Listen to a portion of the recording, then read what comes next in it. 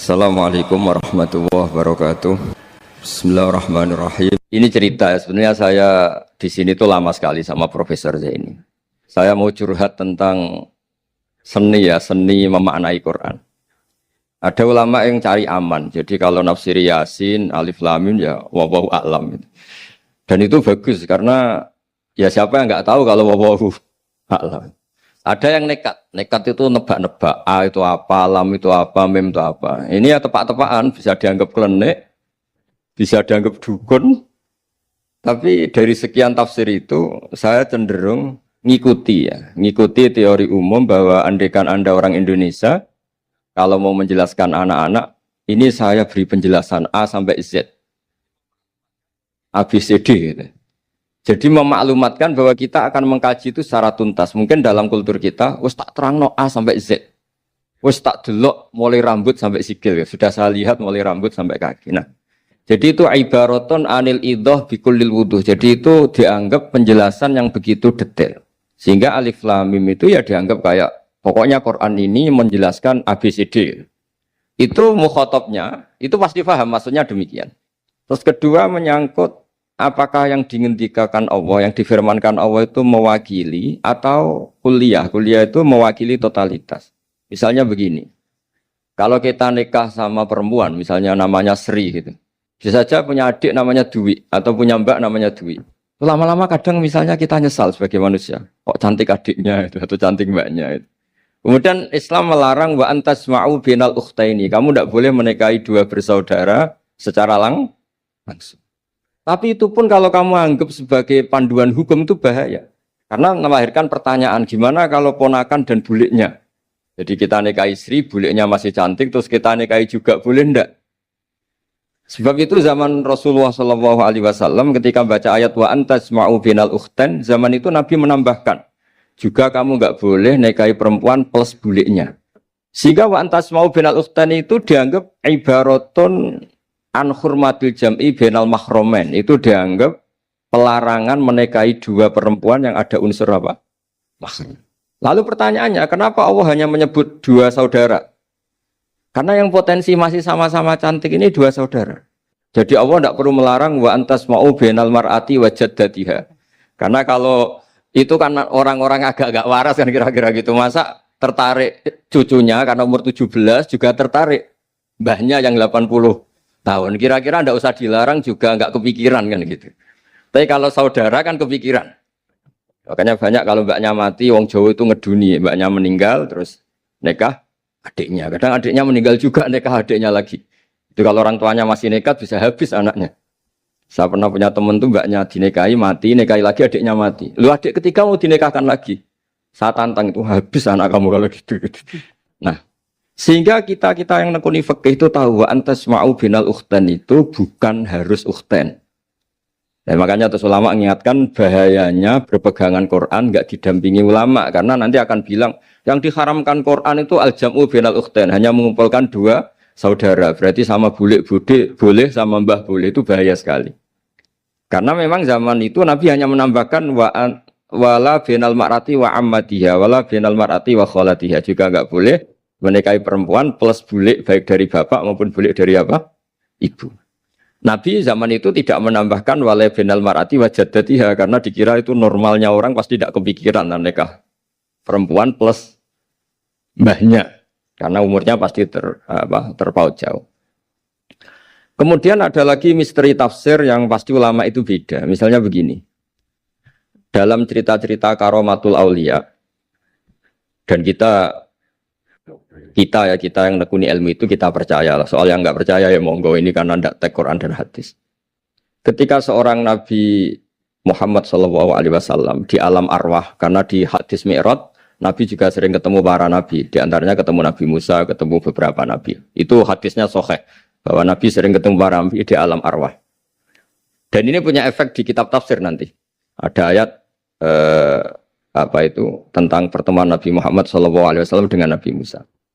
Singkat cerita di kitab-kitab wali diterangkan, suatu saat Nabi itu dikomplain oleh Nabi Musa karena beliau ngendikan ulama ummati ka anbiya'i Bani Israel. kualitas ulama umatku itu sama dengan kualitas nabinya Bani Israel. Ini kan memancing sentimen. Kata Nabi Musa, benar saja masa saya nabi kok disejajari ulama gitu. Disejajari ketua direktur tadi, direktur studi Quran kan nggak terima. Masa saya nabi setara dengan LC MUI kan nggak terima.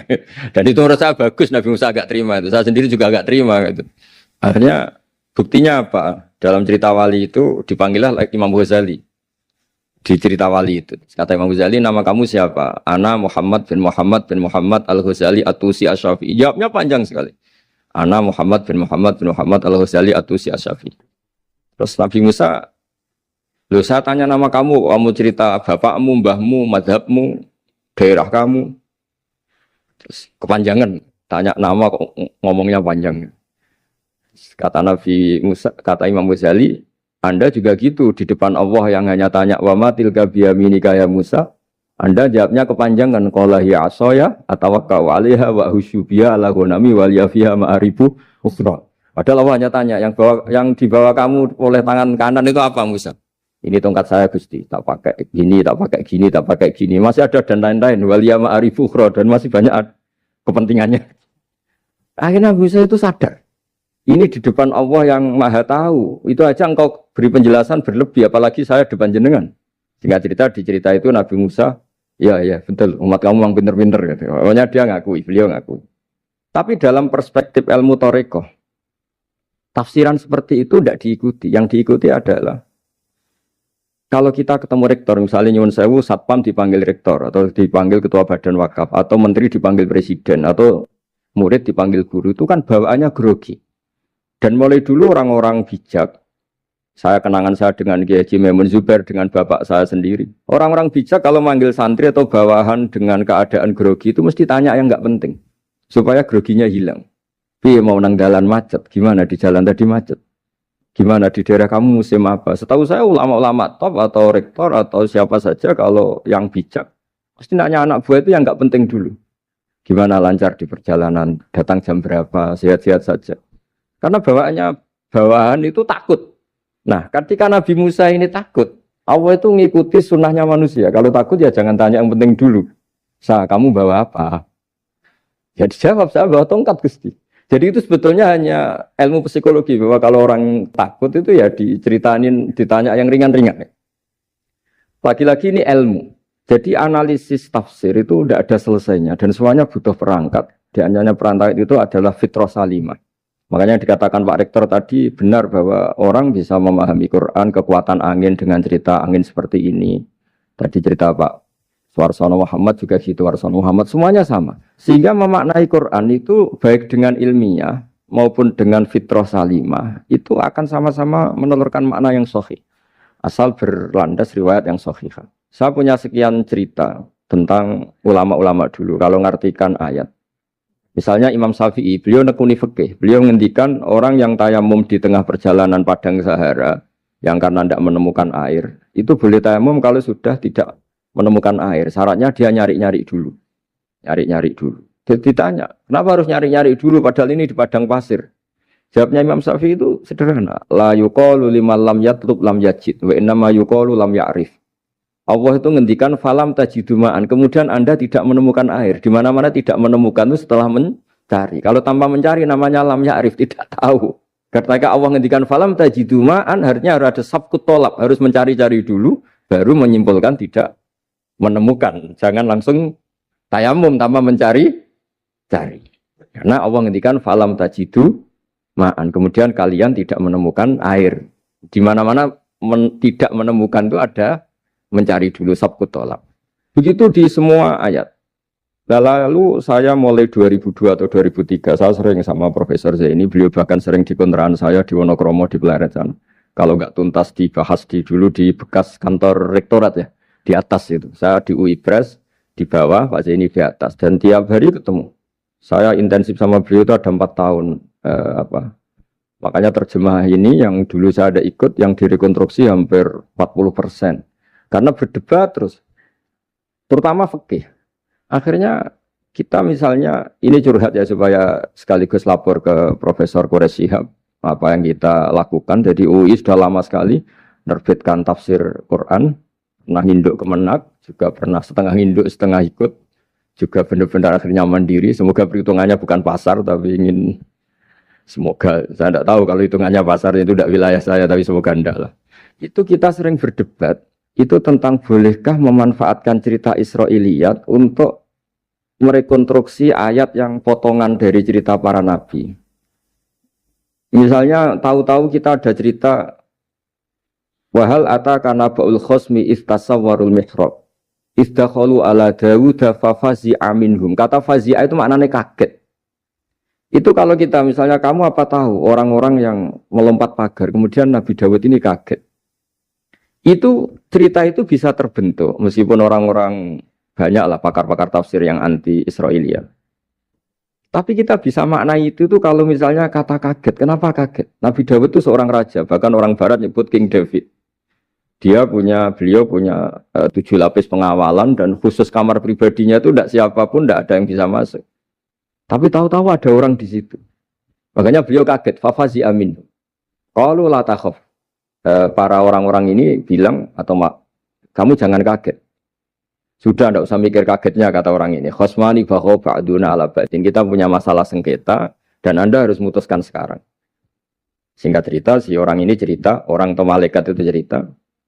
Ini saudara saya punya kambing 99. Saya punya satu aja kok diminta. Menurut Anda gimana? Tolong putuskan yang benar. Abu Dawud langsung marah. Wah, kamu itu dolim betul. Sudah punya 99, minta yang satu. Kamu dolim betul. Ngawur betul kamu. Oke, sudah deal gitu, sudah putus. Orang ini senyum-senyum santai terus hilang. Ternyata itu para malaikat.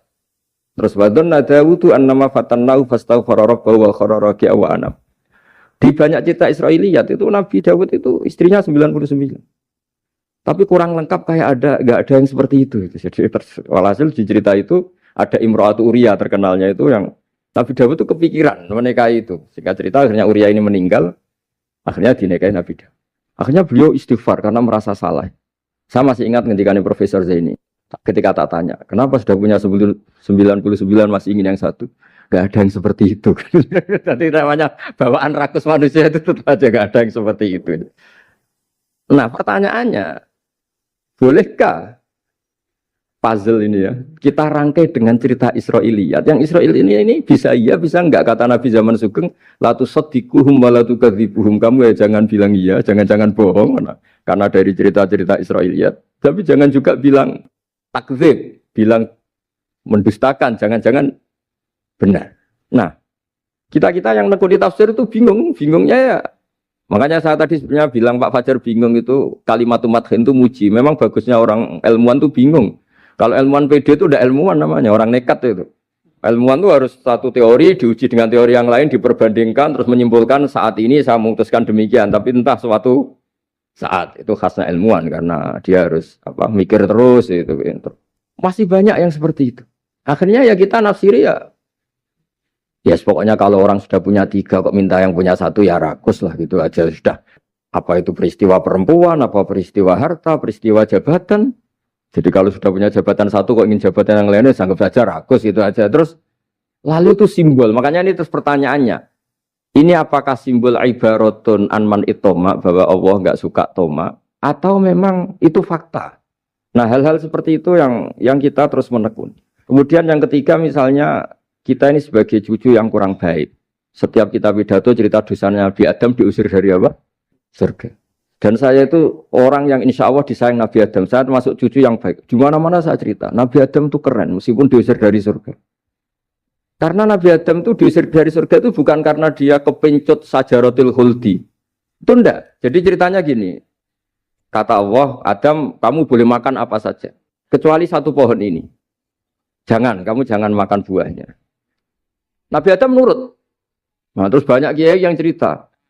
Gara-gara dirayu istrinya. Terus akhirnya cerita, jenenge wong lanang, pekampesane wong wedok. Kata istrinya, Tuhan yang bener aja. Masa semuanya boleh kok? 1 aja gak boleh.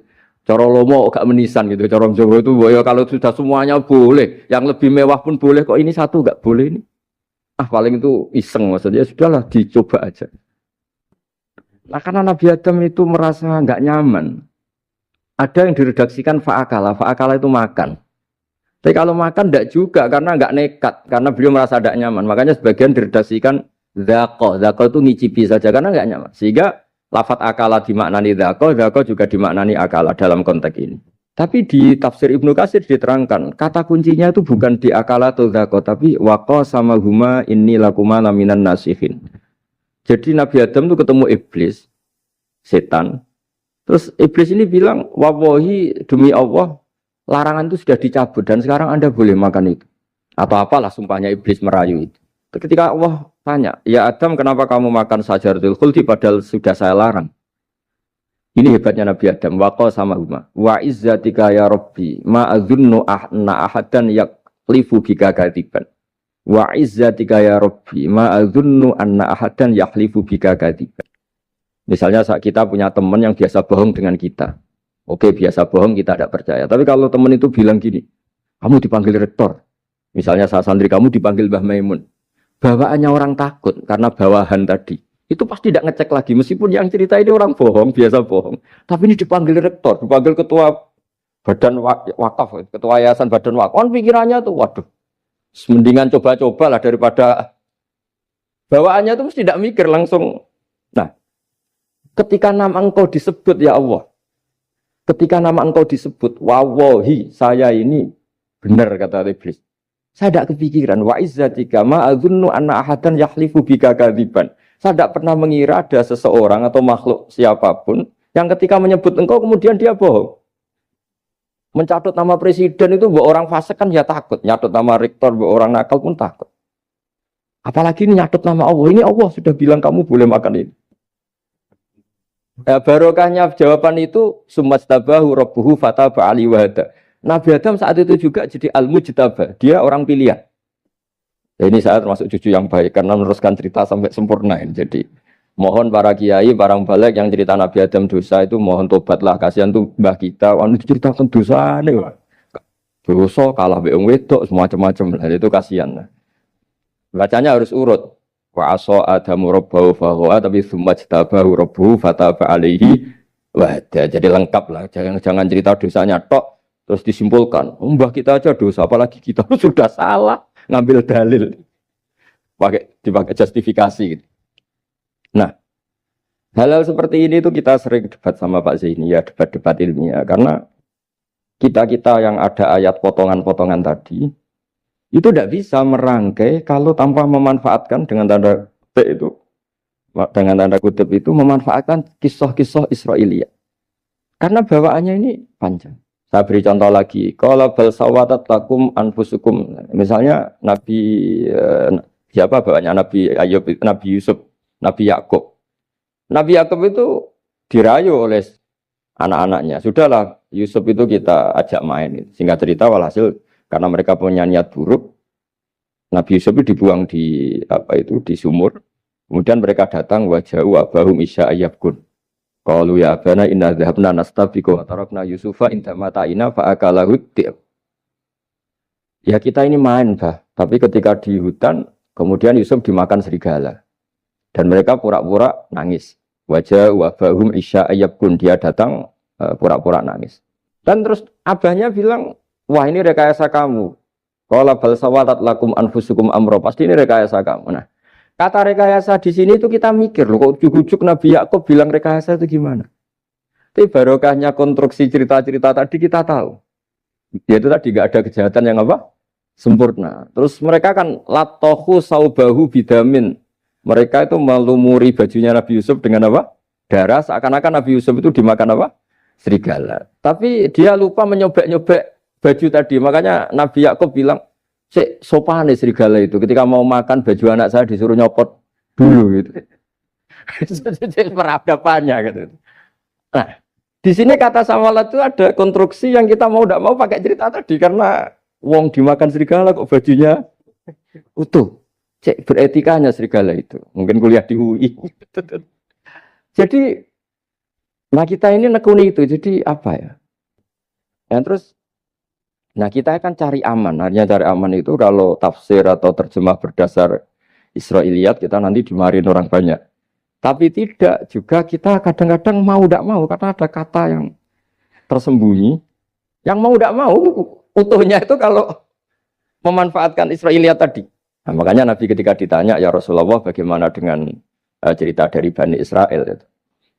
Ya, Nabi ngendikan la tusaddiquhum wa la tukadzibuhum. Ya kamu jangan bilang iya, ya jangan bilang tidak. Tapi setelah kita nekuni tafsir, ya nekuni apa itu mau tidak. Yang terakhir sebagai matur kita ke Profesor Dr. Quraisy Shihab, masalah fikih terutama yang mendesak. Quran itu kalau cerita fikih itu kan belum dibabkan dulu ya.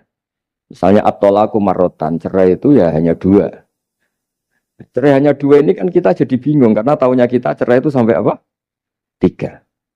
Akhirnya mau tidak mau kita membuat taksisul fikih, dasaran fikih. At-thalaqu marratan ayat tolak sing yasihur rujuk, tolak yang boleh rujuk. Itu 2. Namanya roj'i. Kalau tolak ini roj'i wa bu'ulatuhunna ahaqqu biratihinna, di masa iddah suami tadi maling berhak rujuk. Artinya orang lain enggak berhak karena ini masih fi hukmi zaujiyah. Dia masih dihukumi seorang apa? Istri. Nah, baru fa in talaqaha fala tahillul lahu min ba'du hatta tankiha zaujan ghairah. Ini yang terus kemudian orang fikih menyebut tolak bain, yang kalau itu terjadi si istri ini tidak halal bagi mantan zaujnya kecuali sudah dirasakan orang apa? Lain. Jadi terus kita ini mikir hatta tankiha zaujan ghairah itu ukurannya nikah itu apa? Mayoritas ulama bilang ukurannya nikah bukan sekedar akad, tapi sudah dirasakan orang lain. Sudah ada hubungan intim. Memang harus bahasa vulgar ya, karena ini fikih. Ben kapok cara Jawa, oleh nalak tenanan, jebule ape balik, bojone dirasakno wong liya. Kadang mukhalil ini kebablasan, nggak mau ngelepas. Padahal dia kadang mukhalil order, tapi kalau cantik terus menarik kan dia nggak mau lepas.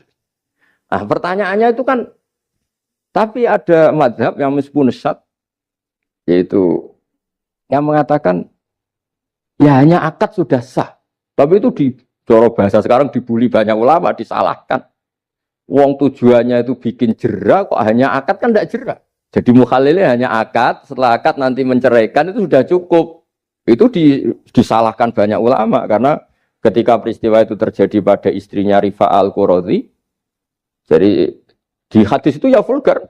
Ya Rasulullah, saya ini istrinya Rifa al-Qurazi.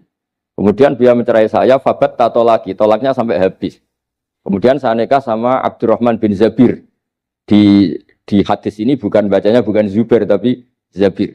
Abdurrahman bin Zabir. Tapi orang Arab itu ya agak-agak vulgar. Wa inna ma ma'ahu mislahud batis saw. Tapi alat kelaminnya tuh kiwir-kiwir. Nabi saya tidak mau. Terus Nabi tertawa-tawa di hadis itu ya, kalau sama tertawa ini sudah sunnah Rasul karena mas di hadis itu fatabas sama dohikan. Nabi itu tertawa sampai coro Jawa guyu ngakak. Fatabas sama dohikan, bukan fatabas sama mutabut. Tapi di semua teks hadis fatabas sama dohikan. Nabi tertawa-tawa. Kamu ingin ya sama suami kamu yang pertama. Terus Nabi ngendikan la kata hatta yadzuqa usailataki wa tadzukina usailata. Enggak, sehingga kamu merasakan dia dan dia merasakan kamu. Sehingga ulama mengatakan hatta tankiha zaujan ghairah adalah sampai hubungan suami istri untuk menjadi mukhalil yang, maksud saya di sini juga matur sama rektor sama ketua badan wakaf ini enggak gampang ngamanati jadi direktur. Makanya Pak Fajar minder itu sudah benar. Mendingan noto sandal dari kanan jadi kiri, kiri jadi kanan gitu. Karena PR-nya itu besar dan nanti diaudit. Apalagi kalau dapat gaji lebih besar lagi. Makanya ini kalau bisa Pak Rektor, Pak Badan Wakaf ini nggak usah digaji supaya hisapnya ringan. Sudah keliru dapat uang kan berat hisapnya. Ya dulu tanya Profesor Zaini, bertahun-tahun saya kerja di itu nggak kepikiran gaji, sampai sekarang nggak kepikiran. Pak Zaini tahu kalau saya ikhlas. Saya bilang, kok ada orang ikhlas apa? Saya ini anak kiai, cucu kiai, ajaran paling pokok ya ikhlas. Sebetulnya bukan ikhlas banget, karena kalau digaji kok salah itu hisapnya berat. Ya salah dapat gaji. Jadi mohon ini dipakai percontohan pertama. Ya ini kan kita saudara semua, rileks saja lah. Dipakai percontohan apa? Pertama ada direktur studi apa Pak On tambah apa? Tambah gaji ya. Tambah follow sih kata ketua DPPAI ini ya. Jadi ini semua matur kita ke Profesor Quraisy Shihab supaya beliau nanti bisa ngendikan. Saya termasuk orang yang sangat menghormati beliau dan insya Allah nanti saat tanggal 6 April atau apa juga mau sowan beliau. Dan beliau juga sering curhat, saya juga sering baca tafsir Al-Misbah beliau di Muqaddimah. Dan rata-rata ya curhat. Mau tahlili efeknya gini, mau maudhu'i. Tapi karena memang Kita ngadepin teks yang umurnya sudah hampir berapa? 1000 berapa Pak Tamji? 1400 berapa? Ya sekitar 1400 berapa. Tapi tadi makanya kan kita kalau nerjemah terus saya di antara yang saya usulkan ke Profesor Zaini saat itu, saya mau ikut tim asal ada catatan kaki, terus ada beberapa tambahan catatan kaki supaya tadi wa antas mau binal ukhten itu kalau kita misalnya kita kembali ke Quran hadis, Quran saja. Lah kalau ke Quran saja yang diharamkan wa antas mau binal ukhten, padahal di sini juga wala binal mar'ati wa ammatiha wala binal mar'ati wa kho. Terus kita sebenarnya ingin nambahi wala binal mar'ati wajat tidak.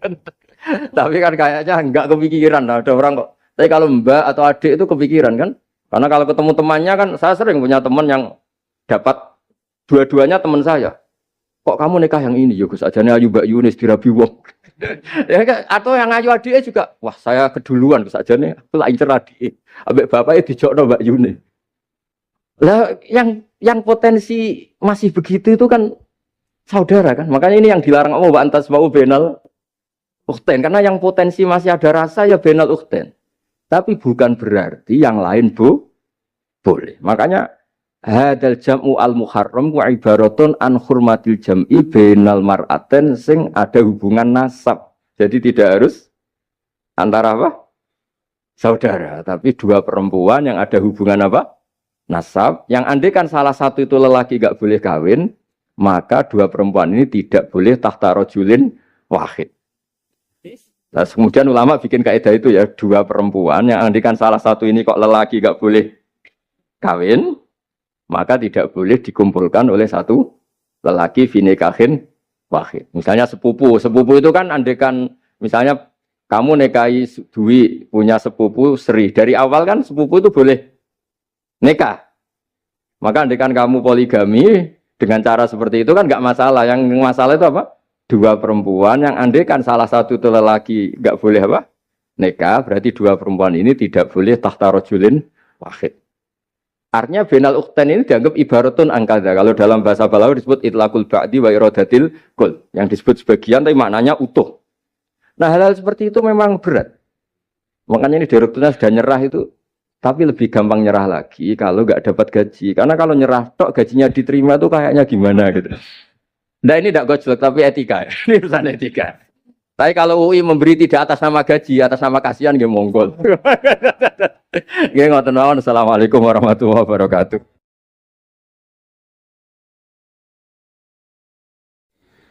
Kula badhe cerita menawi elek kula mboten ngertos mergi tuwa kula umure. Dados riyen buyut Baiti niku ngapalnone Quran niku dibiayai Mbah Hamzah Sato. Dados Sayyid Hamzah Sato niku Sayyid Ageng Al-Alim Al-Alama sing manggen teng Budi Sedan. Iku pernah dados kiparipun Kiai Zubaidi. Dados Mbah Baidi niku jo nate dididik dipondokaken dening Sayyid Hamzah Sato. Dados di antara sing diceritaken Mbah Mun teng manakibe Sayyid Hamzah niku jasane Sayyid Hamzah niku ndadosaken buyut Baidi niku ngantos apal Quran. Mbah Baidi niku bin Dimyati riyen, Mbah Dimyati niku santri alim dipek anak angkat Mbah Umar Harun. Dados ulama sarang Fiddaurisani riyen paling sepuh, paling disepuhaken asmanipun Mbah Umar Harun. Mantunipun Mbah Ghazali. Niku Mbah Mun sering cerita riyen niku buyutem Kudus Kiai Maksum kepengin ndek mantu sarang. Terus buyut kula Hafsah nggih buyut lek kula niki dipondokaken teng sarang. Tapi riyen dereng enten pondok terus dititipaken tiyang terus dipacaki ben ketok ayu dari ben santri sarang ku seneng niku sing rati duka istiad model seperti ini. Alhamdulillah saya putu-putune pun pinter seneng tiyang niku pun barokah. Mboten usah diwarai pun pinter. Riyen mboten enten pacaran, mboten enten WA, mboten enten napa. Tapi singkat cerita niku terus buyut Hafsah niku dikersakno Mbah Umar dinikahaken anak angkat. Ini ku Mbah Dim Yati. Dinikahaken Mbah Dim Yati. Kiai-kiai Kudus itu ceritane niki ceritane ora pati trimo mergi Mbah Dim Yati itu tiang Banjar. Walhasil ngantos dites. Riyen niku mentolo calon mertua ngetes mantu niku mentolo kan maca kitab iso ta ora. Terus Cara dukun itu mandi ta ora anu rek dites iku mentolo mertua riyen ora dikaco jan riyen. Asane kan mboten mentolo. Pergi khawatir nak alim mantune malah isen. Lah kata tiang-tiang ngeten iki mek mantu santri terus ngetes pinter mantune no. Dirofak dua coder ya ora roh. Donyane dipek ya ora roh, sertifikat diwalekno ya ora roh terus ora usah dites. Walhasil sing cerita terus buyut niku angsal kalian. Badhe nyati niku angsal Mbak Hafsah. Manggen teng Damaran niku riyen Damaran pondok sepuh. Teng biografi ini pun Kiai Maksum Lasem mawon nate ngaji Mbah Maksum Damaran. Niku ditulis resmi kalian Habib Haidar Bahmat. Dados Habib Haidar bin Hasan bin Sodaqah bin Zaini Tahlan. Niku nulis biografi ini Mbah Maksum niku termasuk nate ngaos Mbah Maksum Damaran. Mbah Soleh Darat yang terkenal gurune Mbah Hasim nggih nate ngaos Mbah Soleh Asnawi Damaran. Dados sak silsilah alim alamah niku nggih buyut-buyut lelek niki alim alamah. Seputune sing rapati sregep ku rapati wani cerita. Lah niku imma tawadhu wa imma engko diarani goblok dadi sing beber roh. Rasane niku mboten fair. Nggih nak buyute alim nggih diakoni napa? Alim kersane nak sing goblok nggih isin utawi tawadhu napa lah pilihane. Wong goblok biasa ae. Nampa kodok koder. Salah niku nikah. Mboten kerasan deh tenggene Kudus Damaran. Mboten kerasan. Niku sing akhire tenggene balokan mriku tenggene Karas terkenali cerita niku buyut niku gadah Mbak Yu sing pun manggen teng mriku. Mbah Dim niku soal hasil manggen teng balokan niku tenggene ku Aras. Terus sering ditilihi Mbak Arwani niki kula cerita Duriyatam Ba'duha Mimba.